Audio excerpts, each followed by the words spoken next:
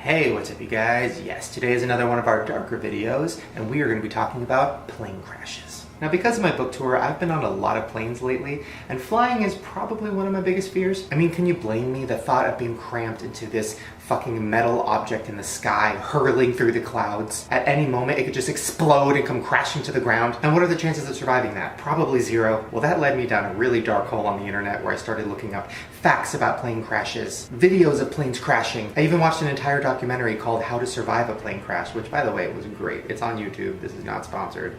It's really fucking cool. I'll put the link down in the description if you want to check it out. And I learned a lot of stuff, so today I'm going to break down what I learned about plane crashes. First, we're going to be talking about the emergency door. So if you've ever been on a plane and you've been looking around, you've probably noticed that on each side there are two emergency doors. And what I always noticed was, wow, those look kind of easy to open. It's just one latch. Like, what would happen if somebody just decided to open it? Well, a few things would happen, and none of them good. Now, if somebody were to open up that door during the flight, they would be sucked out of the plane. And pretty much everyone's sitting in that area. And if you're not sucked out of the plane, you're probably not going to survive, because the air that would fill the plane would be freezing cold because of the altitude. You would practically turn to ice. And then the hole where the door was would start to get bigger and bigger and bigger, and eventually the entire plane would just break apart. So if you're ever on a plane and you're thinking about trying to unlatch that emergency door, fucking don't. The second thing I learned is that planes usually don't crash while they're like mid-flight. If a plane's gonna crash, it's usually gonna happen the first 3 minutes during the takeoff or the last 8 minutes before it lands. Supposedly 80% of plane crashes happen during those 11 minutes. And some of the deadliest plane crashes in history have happened on takeoff. Here's a video clip I found of a plane crashing before it even really took off.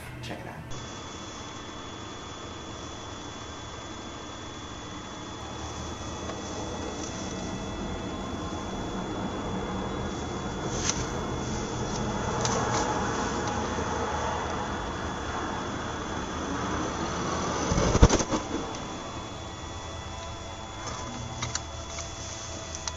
Now, this next thing I heard honestly creeped me the fuck out. I could not stop visualizing it, so of course I'll share it with you guys. If a plane crashes and the impact is hard enough, your body, because it's made up of 70% water, will explode. Now, I don't even know what that means or how to visualize that other than just a water balloon exploding. I mean, I've never seen an actual real video clip of somebody exploding. I've only seen it in the movies, but it's still fucking terrifying. Now, have you ever noticed that when you're taking off or you're landing, they turn all the lights in the plane off, and usually the windows are unrolled so you can see outside? Well, the reason they do that isn't so that you'll fall asleep or so that you'll feel comfortable. No.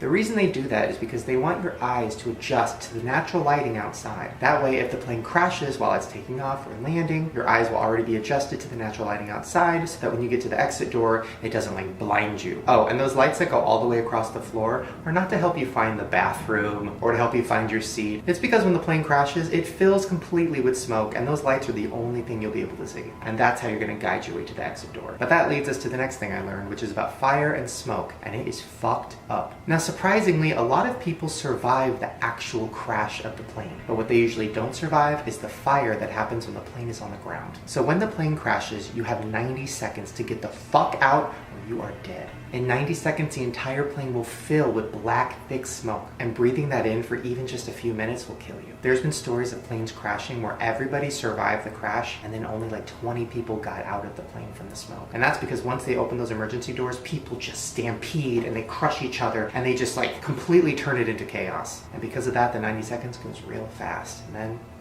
everybody's dead. This next thing I learned scared the shit out of me, and it's about the pilots. So there was a survey done, and around 50% of pilots admitted to falling asleep while they were flying the plane. But we shouldn't be worried, right? Because there's always two pilots flying the plane. Well, a third of those pilots that were surveyed admitted that when they woke up from their sleep, they looked over, and the other pilot was asleep too. Now, I know planes can kind of fly themselves once you're up in the air, so it's not something to be super scared of, but I don't know, call me crazy. It kind of freaks me out to think about a pilot being asleep when you're in the plane. Holy fuck. Now, I learned another fact about life jackets. We talked about this before in a conspiracy theory video, where basically the whole point of a life jacket isn't so that you'll be floating in water so you can swim home, isn't so that you'll be floating in the water so you can wait for the rescue boat. No. Usually the water's so cold that you freeze to death anyways. The point of the life jacket is so that your body is floating on the surface of the water, so that when they come to find your dead body, they can get it easily. Well, I learned another thing about life jackets. Supposedly, they're bright yellow for the same reason. Because if there's a crash and there's a bunch bunch of bodies in the water or bodies in trees and just bodies everywhere, if your dead body has that bright yellow life jacket on,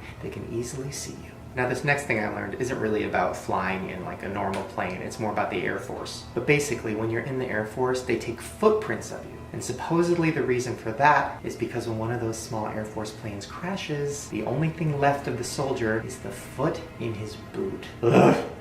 Oh my god. Oh fuck. That one really gives me chills.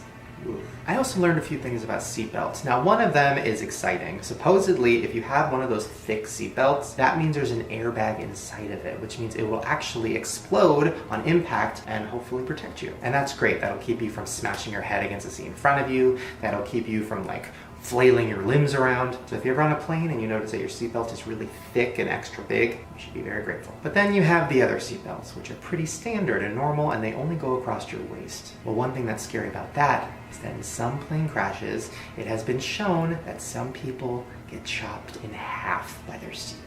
If the impact is strong enough, the person could fly forward and disconnect from their own body. But if the impact is strong enough anyways, everybody's gonna die. So whether you have a seatbelt on or not, you're still gonna be fucking dead. But just the thought of, oh, that is just terrifying. Okay, so on a plus side, now we are going to talk about ways that you can survive a plane crash. Now I watched that documentary, I looked up a lot of different lists and facts and a lot of different videos, and I compiled together some of the tips that I think are the most useful. Number 1, book a seat that is within 5 rows of the exit door. That way you'll be able to get out hopefully within that first 90 seconds. If you're sitting in the very back of the plane or even in first class at the very front, chances are you're not going to make it. Number 2, as you're entering the plane, make sure to touch each seat that you walk past and count how many seats you are from the exit. That way, if the plane is filled with smoke and you have to get out, you can touch the seats and count and remember how close you are to the exit instead of just running around frantically. Number 3, supposedly one of the safest positions that you can take if the plane is crashing is to put your head in between your knees and hug your legs. That way you're protecting your head from the seat in front of you, you're protecting your arms from flying around and breaking, and you're protecting your neck from snapping.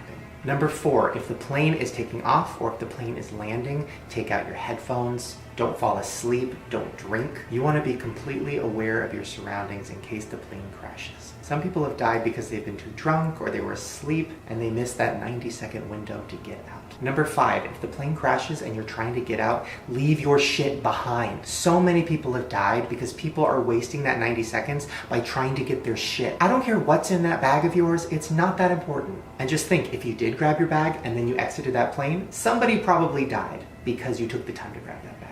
I don't know, doesn't seem worth it. Number 6, whenever they tell you to put on that oxygen mask first before you help anybody else, fucking listen to that. The reason they tell you that is because if you don't put on that mask, within 15 seconds, you'll be passed out. So think about it this way, if you put the mask on your baby first, you'll probably be passed out by the time you go to put on your own mask, and now your baby is sitting there, fucked, because you're passed out and the plane crashes and you can't get the baby out. So put on your mask first. Now this last tip is for a very extreme circumstance, and that's if your plane explodes and you are now hurling toward the ground. Supposedly they say do not aim for water. Like hitting water from that high up is basically like hitting the ground. They say that the best position to do is to put your arms out and your legs out like you're skydiving and try to land flat. That way as you're falling, your body is kind of going against the wind, so you're going a little slower. If you curl up into a ball, you're just gonna hurl toward the ground like a fucking bullet. And then if you do land like this, you will probably have every bone broken and just be really fucked up. But that position does give you slightly more of a chance of surviving. So there you guys go. That is some things I learned about plane crashes that really creeped me out, but also made me feel better because there is ways to survive. I always thought if I was in a plane and it started to go down,